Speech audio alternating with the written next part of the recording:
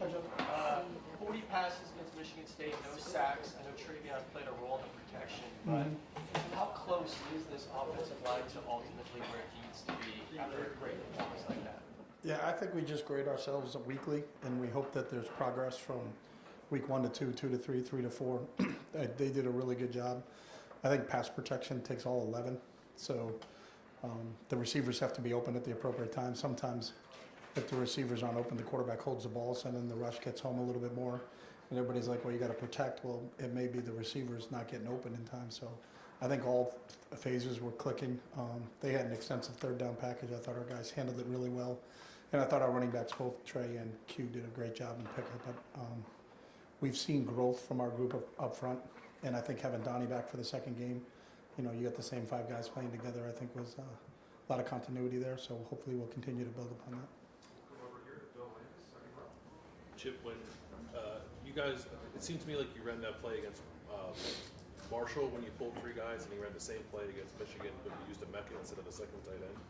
How do you decide week to week how you're going to layer on change-ups to the run game, how you might like just tweak the personnel even if the play might be similar to something? I think every decision we make in terms of how we're going to do things is based upon what the defense of that week shows you, because it may have worked against Marshall doing it this way, but it's not going to work against Michigan State doing it the same way. So how do you run plays and make sure that they're successful? So that's what the extensive game planning is during the week, from starting on Sunday through game, what's the best way we can give our guys an opportunity to be successful. So, we spend a lot of time watching film, studying it, and trying to put our guys in positions where they can make plays. So, I think sometimes you get that, well, you ran this play against those guys, how come you don't run it again? Well, because maybe the defense has changed or the personnel has changed. So, but if you can run some similar plays with different personnel, that's always beneficial to you, because I think the core 5 guys up front still have an understanding of what you're doing.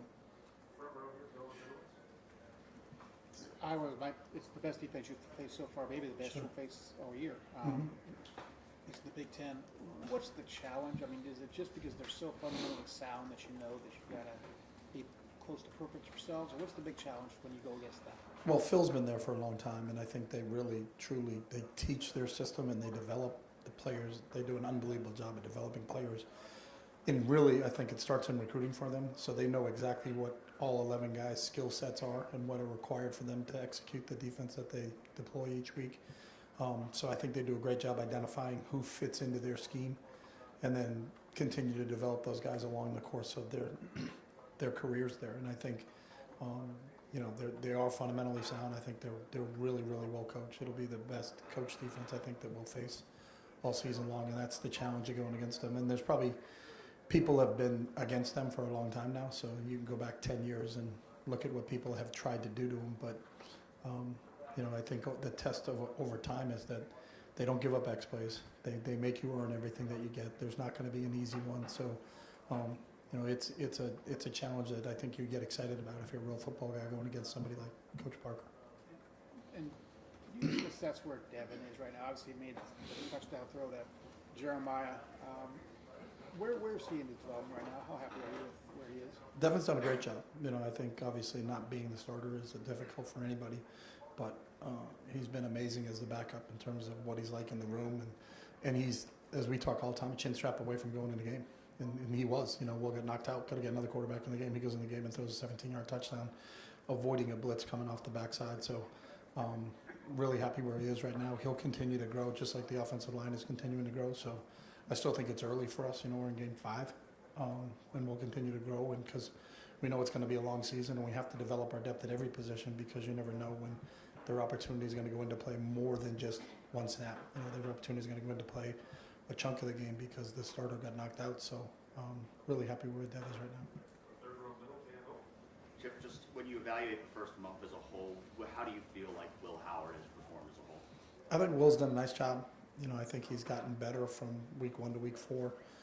I think he has a better grasp just because he's got live reps. The toughest position to play in football is quarterback, just from a practice standpoint, because they don't get hit in practice. So I think they can get a false sense of security. If you go, no matter where you go, in college and professional football, the quarterback doesn't get touched in practice. So the game is so much different for the quarterback than it is for any other position. But I admire Will's toughness. He stands in the pocket. He can see things. Very rarely does he make the same mistake twice. I think he learns from every experience when he's out there. We have really good conversations in between drives when, hey, this happened. You know, if it comes back and that look comes up again, he doesn't do what he did the play before. He moves on to it. So I think he's done a good job protecting the football. You know, we never want to turn it over, but he's been really good from that standpoint so far in the first 4 games. So his completion percentage has gone up in every game. So excited about where he is there. You know, if we continue to complete the ball at a high 60-70% rate, then I think we're being really successful and efficient in the pass game. He's used his legs a little bit. You know, I think that's one aspect that I think he's good at it, but it just depends on how defense are defending us if he has to do that. So. Will was talking after the game about, well, there were still some things that we really wanted to get you that we were excited about, and the opportunity didn't present itself. I know Bill was asking about game plan specific stuff. When you look big picture at your offense and the playbook, how much have we seen? How much more is there at your disposal as this goes forward? There's always more at the disposal, but I think it's what is applicable in the game that you're playing. You know, I think you have a course of X amount of plays over a season, but then that's cut down for what you're doing that week because you can't practice all those plays during the week.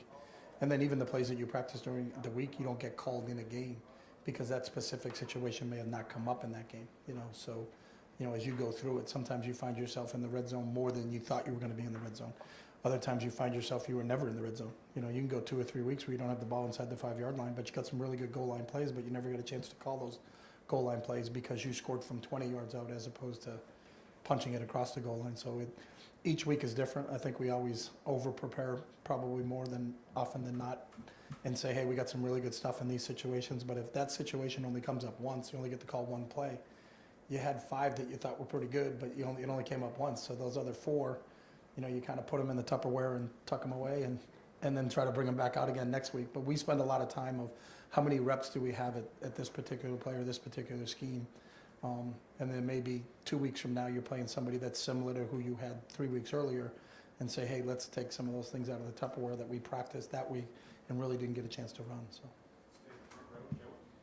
You guys went for it 4 times, 4th down on Saturday, all worked into the last one, and right out about wanting to be aggressive and win the game in those spots. What worked in those situations? What you had the last 4th down going for it? Just everything worked? Yeah, there's an analytic aspect to it, but I don't think it's always analytics. I think you also have to get the flow of the game and kind of how that's going. So it's a combination of both. You know, what are the percentages if you go for it in terms of success rate? But also you have to factor in what does that do to our team if we don't get it? You know, I think everybody is always, hey, we're all in, we're all in. Well, you're playing poker and you're all in and you only have a pair of 2s. You know, they may have a better hand than you, and that's where the situation is. You know, it's easy to sit there and say, 4th down, you should go for it all the time. Well, that's not necessarily the case. But I also think you always have to think about how is your defense playing at the time, and are we willing to put our defense on the field right now if we don't get the 1st down? So that's part of it. And then we have certain packages based on down and distance that if we get to a 4th and havoc situation, then we're going to dial these plays up. So I think our players are really comfortable because we're calling something that they've practiced and run a lot. Chip, listening to you talk about Will Howard, then some like there's much more he can do right, but there's always room for development. What would you like to see him develop? Complete every pass. I mean, that would be one. Jared Goff did it last night, right? I think he went 18 for 18. So, and then Amon-Ra St. Brown went 1 for 1. So they were 19 for 19 as a team. So. What about? Do you think he locks out receivers a little much? I mean, from the untrained eye, how about his progressions, looking guys off? I think Will's doing a good job. I think there's always a growth with all of that. You know, sometimes it may be a newer route that had gone in, and he doesn't have as many reps in the bank as he does with some of the other things that we've run since day 1 of spring. You know, I think every quarterback can improve, every coach can improve, every player can improve. I think this is a growth game, you know, and how you develop, and I hope in game 8 we're not playing like we played in game 4. You know, I think it's as you continue to go on and start to add different elements and different things that are happening, different opponents, that's always part of it. But the growth is how do you develop over the course of the season. So I'm pleased with where Will is right now, but that doesn't mean that he's arrived. I don't think you ever arrive in this game. I think every day you got to try to be just a little bit better than you were the day before, and that's what I love about Will, though. That's kind of his mindset is, how do I get a little bit better, and how do I improve, and how do I help this team win? Is field vision something you can coach and teach and develop, or is it there or it's not? No. CJ Stroud had it, not all guys have it to that level. Yeah, I don't think all guys have it, but I do think it can be developed. I think for everybody, it's no different than the first time you move into a city. You're going to have to take a map out and try to figure out your GPS, like how do I get from point A to point B, and then after a while, why was I going this way? If I could have gone around, I would have been there a lot quicker. So it's just part of the process that you go through when you're new, and it's you're trying to figure your way around, and you need a map to look at. But after a while, you kind of figure the lay of the land, and then you're a lot more comfortable in your environment. And the more comfortable Will gets in our offense, I think the more success we're going to have. Obviously, game plans dictate to some degree where the ball's going to go. When you guys have as many weapons as you do you find yourself in the build-up to the game, okay, well, this guy maybe hasn't had as many touches. Can you even do that in this offense where you're trying to get guys more involved at times? I mean, I think at times theoretically you can do that, but you also have to factor in what is the defense's decision on how they decided to defend you. We're not. I mean, people can say we're not going to let you run the ball. Well, then we have to throw the ball. So, okay, we're equal opportunities. It doesn't matter if you run the ball across the goal line, or throw the ball across the goal line. It still counts as 6 points. So, we're not caught up in it. It has to be totally balanced and 50-50 run pass or whatever it is. It really is. It's indicative of what they're doing. And if we can kind of figure out what they're doing and get a really good beat of what they're trying to take away, then you are. And there's sometimes you plan things going into a game and saying, hey, if I was defending us, this is how I would do it. And then when you get into a game, they're like, they're not doing that. All right, well, then we need to take advantage of that. You know what I mean? So we talk about it, and we want to be balanced, and I think we're pretty good at distributing the ball through. But there are some games where the tight ends may catch the ball more than the running backs catch the ball. That's just the nature of how the game kind of expressed itself. But we have specific plays where we think we're trying to get the ball to them, but we're never going to force it. If they're going to double cover a guy, then they double cover the guy. If they've double covered him, then someone's singled. And that's the beauty of having as many weapons as we have, is if you're going to double one guy, then that means somebody else isn't. You can't double them all. If they did, it's a penalty because they got too many guys on the field. So, but when you have as many weapons as we have, I think that's always a bonus, and that's always a benefit. That now 4 games as the offensive coordinator up in the box, kind of meshing with Brian. How has that gone for you, and how do you think you've settled in here? It's been smooth. I think our guys have an understanding, in terms of, because we spend so much time together during the weeks of, how it's going to flow. And I don't think there's anything that has gone on in a game that's been a surprise. Like, hey, what was that? Like, why did we do that?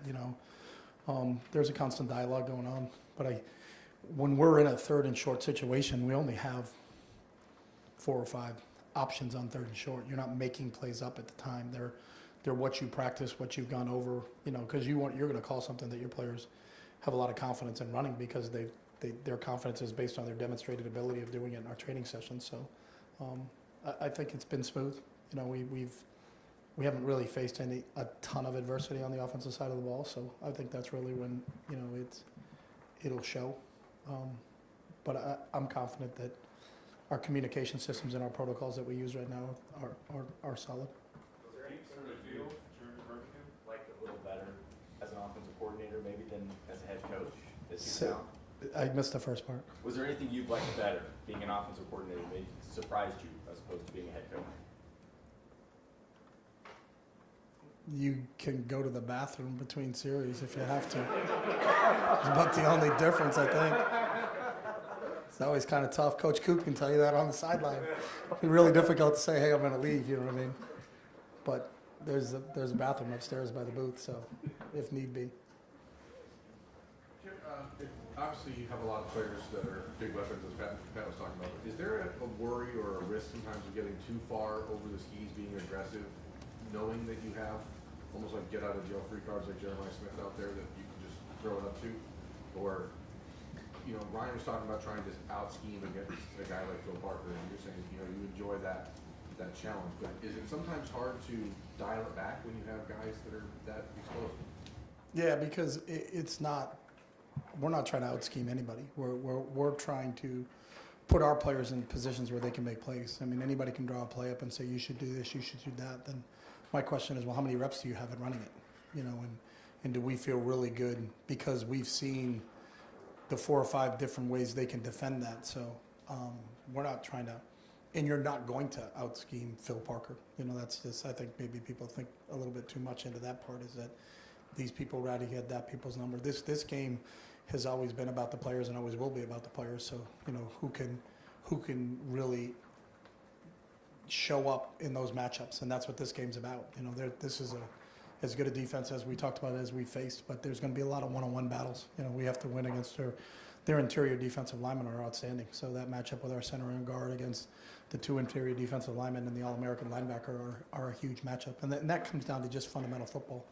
Do we block better than they get off of blocks? You know, can we give the quarterback enough time for our receivers to run the proper depth of their routes to get the ball thrown? Is the quarterback throwing the ball on time, or is he holding the ball too long? You know, it's all of that. So, but we don't sit in there and dream up because you have a Jeremiah or you have a Mac or you have a Q or a Trey that we should do this, this, and this. I think we're always trying to action their strengths and play to it, but you have to look at all 11 when you're making those decisions, because, hey, let's just throw it to him. Well, then how long are we going to protect for?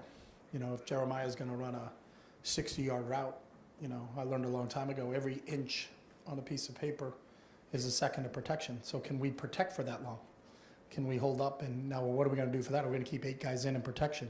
You know, I think there's a lot that goes into it, but I think the ability to have weapons at all spots makes the defense have to defend all those spots. So we're not trying to specifically go to one or another. I think we're just trying to see how they deploy versus these formations and what their tendencies are, and then what are our best chances. And then we got to go play, and then we got to go execute, because the scheming's done once the ball snap.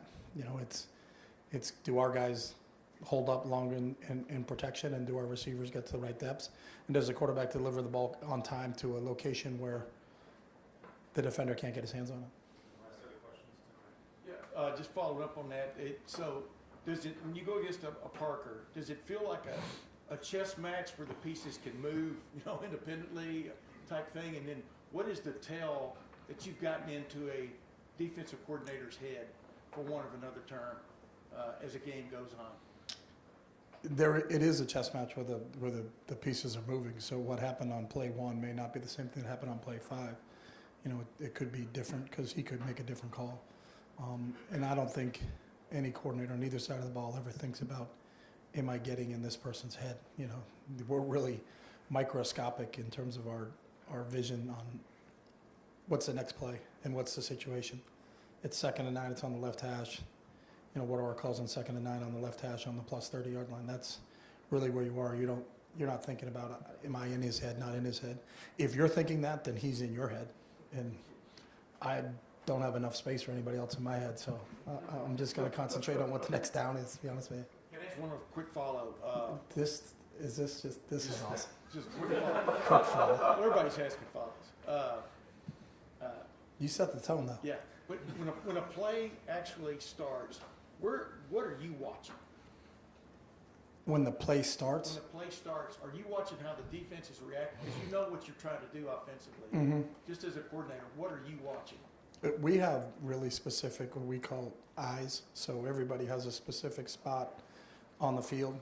You know, so the offensive line coach may have the offensive line to his sideline, but then the graduate assistant is in the box is looking at the offensive line to away from the sideline. You know, it's the same thing with the secondary rotation, things like that. So with as many people as we have, there's a lot to that. For me, I understand kind of what the trigger point of the play is. And if something occurred that was out of whack, you know, then I know who to ask right away. So I can ask Billy, what did the backside safety do? Well, he didn't drop to the backside half. He actually fit into the front. You know, we thought that we had a play where it was going to be too deep on the backside, and it wasn't too deep on the backside. So, you know, sometimes you get a bigger picture because of where you are, and you can see the all 22. But you have an understanding when the ball snapped of what the play should look like. And when there's a breakdown, how quickly can you get the information of what the breakdown was and why was there a breakdown? Was it because the defense deployed differently than we thought they were going to? Or did we lose in one of the matchups that we had? The left tackle missed on a 5 technique, and so a guy came in clean because, hey, the quarterback could hit quick. I didn't look like there was a blitz. It wasn't a blitz. We missed a block. Sometimes that happens. All right, thanks, guys.